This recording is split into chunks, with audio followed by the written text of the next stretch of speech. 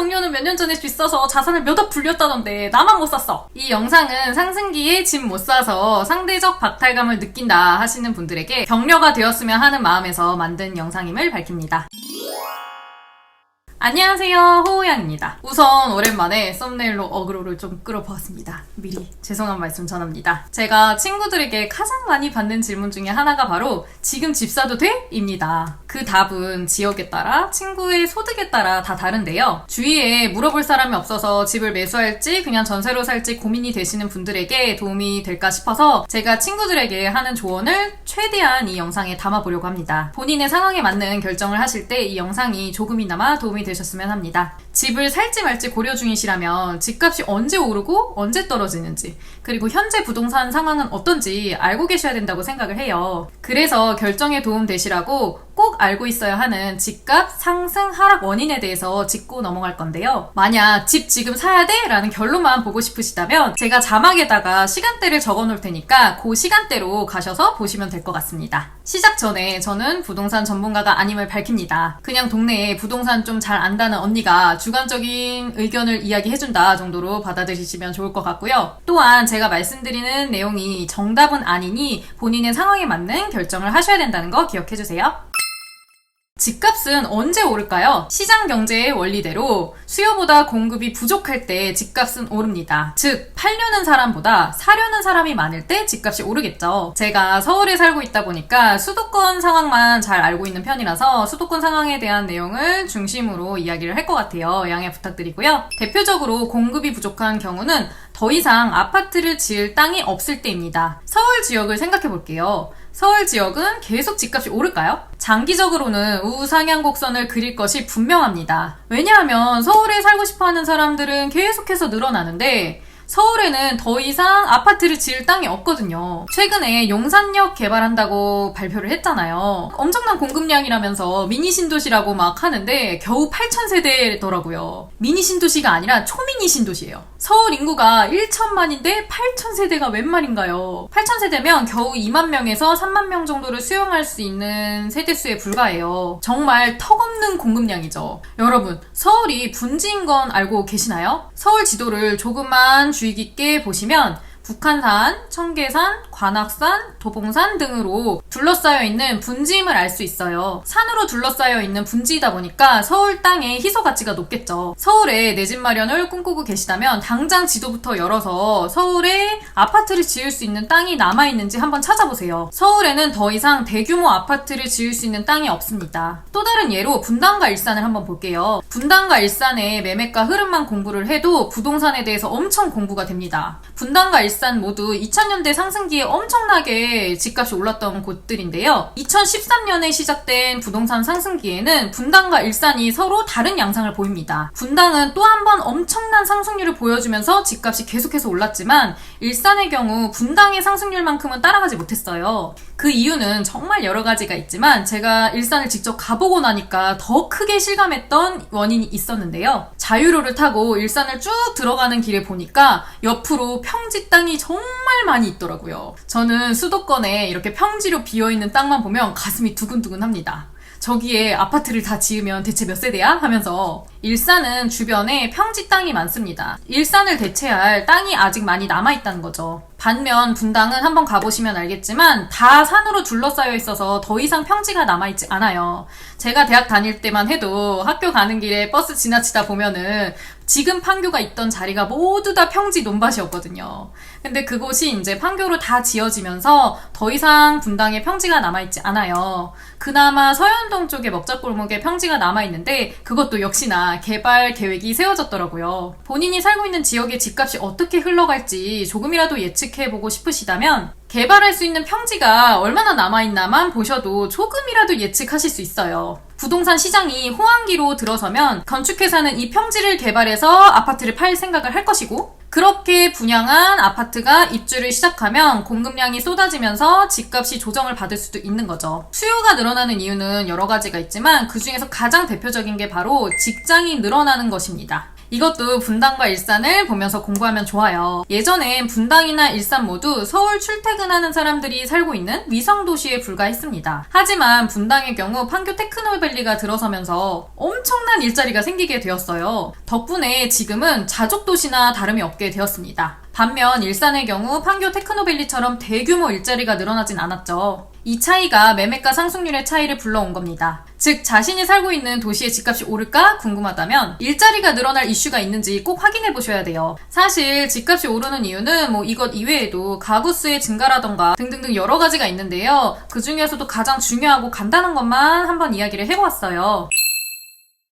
이번엔 집값이 언제 떨어지는지 한번 볼게요. 집값이 떨어지는 원인도 간단합니다. 수요보다 공급이 많을 때 집값이 떨어지겠죠? 즉 사려는 사람보다 팔려는 사람이 많을 때 집값이 떨어집니다. 아까 말씀드렸듯이 서울은 더 이상 땅이 없어서 공급량이, 그러니까 지어지는 아파트가 늘어날 가능성은 희박해요. 그런데다 현재는 사람들이 다 부동산이 오를 거라고, 상승할 거라고 기대하고 있기 때문에 구주택들도 매물로 안 나오다 보니까 공급이 적어서 집값이 계속 오른 겁니다. 그럼 지금 현재 부동산 시장에서 유주택자들이 어떤 일이 있을 때 집을 매물로 내놓을까요? 여러 가지가 있겠지만 우선 첫 번째는 집값이 떨어질 거라고 기대할 때 집을 팔겠죠. 두 번째는 본인의 개인적인 사정입니다. 예를 들면은 보유세가 부담스러워서 집을 판다거나 아니면 사업이 망해서 집을 처분한다거나 이럴 때 집을 팔겠죠. 서울만 보면 현재 상황으로는 수요보다 공급이 앞서려면 첫 번째, 즉 집값이 떨어질 거라고 예측하는 유주택자들이 매물을 쏟아낼 때야 집값이 조정받을 것으로 보여요. 여기까지만 보면 여러 지역 중 서울만큼은 집값이 크게 조정되긴 어려워 보입니다. 하지만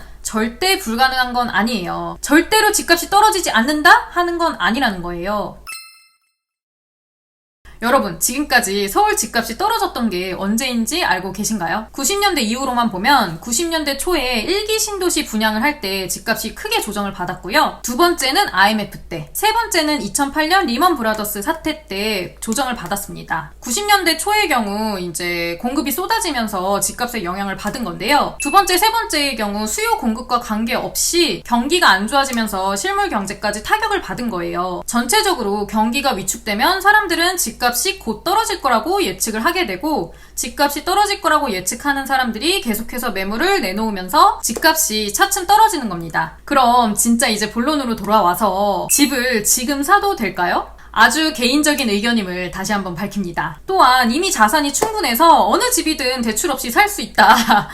그러신 분들은 지금 제가 말씀드릴 내용이 도움이 안 될 것 같아요. 개인대출, 담보대출 모두 땡겨서 집을 무리해서라도 사고 싶다 하시는 분들에게, 아니면 살까 말까 고민이신 분들에게 도움되는 조언일 거라고 생각을 해요. 저는 지금 서울 수도권의 경우 무조건 사야 할 때는 지났다고 생각을 해요. 현 상황에서는 남들 다 부동산 사서 자산을 몇 억씩 불렸는데 나만 소외됐다 라는 생각으로 묻지마 매수를 하면 절대 안 될 때라고 생각을 합니다. 2013년부터 오르기 시작한 집값이 멈출 줄 알았는데 계속 야금야금 막 오르면서 7년 내내 오르고 있으니까 더 늦기 전에 비역세권 구축 아파트라도 사야 되는 거 아니냐, 저에게 조언을 구하는 지인들이 많아요. 저는 친구가 제게 비역세권 구축 아파트를 사야 되냐 말아야 되냐라고 조언을 구하면 굳이 대출 받아가며 무리해서 비역세권 구축 아파트를 구입하지 말라고 이야기를 합니다. 저는 친구들에게도 솔직하게 그냥 이렇게 이야기를 해요. 내가 지금 그 집을 사지 말라고 하지만 그 집이 오를 수도 있다. 아마 장기로 보면 서울의 비역세권 아파트도 조금씩 오를 수 있어요. 하지만 아까 말씀드렸듯이 외부 요인으로 갑자기 하락기가 올 수도 있잖아요. 게다가 요즘 코로나 때문에 경기 상황이 심상치가 않습니다. 만약 하락기가 온다면 수도권에서 가장 먼저 떨어지는 게 바로 지어진 지 20년 이상 된 비역세권 아파트예요. 이런 아파트는 하락기가 오면 떨어지는 게 문제가 아니라 아예 팔고 싶을 때 못 팔 수도 있습니다. 사실 내 집에 대한 안정감은 정말 포기할 수 없는 무언가가 있긴 있어요. 또 대출받아서 집 사는 게 무조건 안 좋은 건 아닌 게, 제가 한번 경험을 해보니까 확실히 좀 더 돈 모으는 속도가 간절함이 있기 때문에 빨리 모이거든요. 특히 대출 싫어하시는 분들은 대출 조금이라도 있으면 빨리 갚으려고 막 노력을 하잖아요. 그래서 어떻게 보면은 돈이 잘 모이기도 합니다. 하지만 저라면 지금처럼 2013년부터 7년 이상 상승기가 지속되고 있는 현재에 굳이 불안하다는 이유로 절대로 비역세권에 있는 구축 아파트를 매수하지 않을 것 같아요. 비역세권이라도 정말 깨끗한 신축 아파트는 나쁘지 않을 수 있습니다. 특히 서울에는 신축 아파트가 아주 희소하기 때문에 역세권이 아니어도 상관이 없어요. 신축 아닌 비역세권이라면 무조건 패스. 내가 지금 현재 대출을 최대한으로 땡겨도 매수할 수 있는 게 비역세권 구축 아파트밖에 없다 하시는 경우 저라면 그냥 종잣돈 모으면서 총알 모으면서 다음 상승기를 노릴 것 같습니다. 그럼 수도권 역세권 아파트를 매수할 수 있는 자금력이 된다면 무조건 전세보다 매수가 낫나요? 라고 질문하실 수 있는데요. 이에 대한 의견은 소득, 대출 규모, 지역, 본인 성향에 따라 모두 다 다르기 때문에 제가 집을 매수할 때 어떤 부분을 고려하는지를 공유해 봄으로써 결정에 참고가 되셨으면 좋겠어요. 첫 번째는 소득이 반으로 줄어든다고 해도 대출이 감당 가능한가? 저는 남편하고 저 중에서 둘 중에 한 명이 실직한다고 했을 때에도 대출 상환이 가능한지 고려를 합니다. 언제든지 외부 요인으로 하락기가 올 수 있다고 생각을 하거든요. 그런데 만약에 하락기가 왔을 때 마침 출산이나 실직으로 인해서 둘 중에 한 명이 실직을 한다고 하면 원하지 않는 금액에 원하지 않는 때에 매도를 해야 할 수도 있잖아요. 그래서 이 부분을 꼭 고려를 합니다. 저는 이미 절약을 실천한 지 오래됐기 때문에 만약에 하락기가 왔을 때 둘 중 한 명이 실직을 한다고 해도 한 명의 소득으로 이 하락기가 다 지나갈 때까지, 그러니까 집값이 떨어졌다 다시 오를 때까지